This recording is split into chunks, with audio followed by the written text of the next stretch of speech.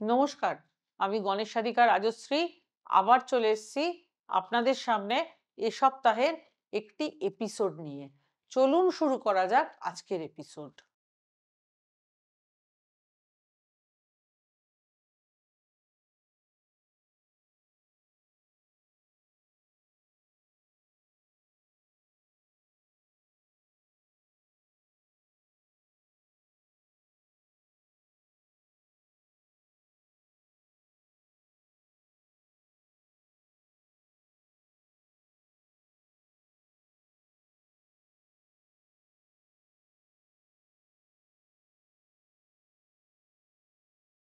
সাতাশে অক্টোবর সোমবার ছট পুজো বিহারে আড়ম্বরের সঙ্গে এই পুজো পালিত হয়।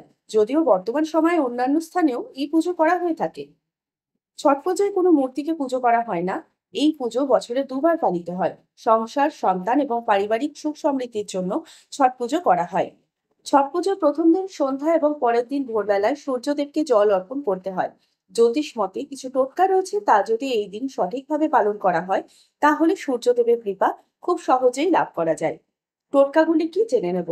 ছট পুজোর দুদিন সন্ধ্যাবেলা এবং ভোরবেলা উপবাস রেখে সূর্যদেবকে পুজো করতে আসা জাতক জাতিকাদের হাতে থাকা ডালার দুধ ও গঙ্গাজল মিশিয়ে অর্পণ করুন। এতে সূর্যদেবের কৃপা লাভ করবেন। তবে এই ক্রিয়া করতে হলে অবশ্যই নিরামিষ আহার গ্রহণ করতে হবে। যারা উপবাস রাখেন তাদের কলা, বাতাবি লেবু, নারকেল, আখ ও পানি ফল দিয়ে সেগুলিকে পুজোর কাজে ব্যবহার করতে হবে। ছট পুজোর দিন নিজের হাতে বানিয়ে সূর্যদেবকে নৈবেদ্য দিতে পারলে খুব ভালো হয়। তবে নৈবেদ্যটি যদি মাটির উনুনে বানাতে পারেন তাহলে ভালো। গ্যাস ওভেনে বানাতে হলে সেটিকে ভালো করে ধুয়ে মুছে পরিষ্কার করে নিয়ে তারপর আমিষের ছোঁয়া নেই এমন বাসনে রান্না করতে হবে। এই দিন গঙ্গায় গোটা নিখুঁত নারকেল, কিছুটা গম এবং গুড় ভাসিয়ে দিন। এই দিন সন্ধ্যাবেলা অশ্বত্থ গাছের গোড়ায় ঘিয়ের প্রদীপ জ্বালুন এবং মনস্কামনা জানান। সেটি পূরণ হওয়ার সম্ভাবনা বৃদ্ধি পাবে।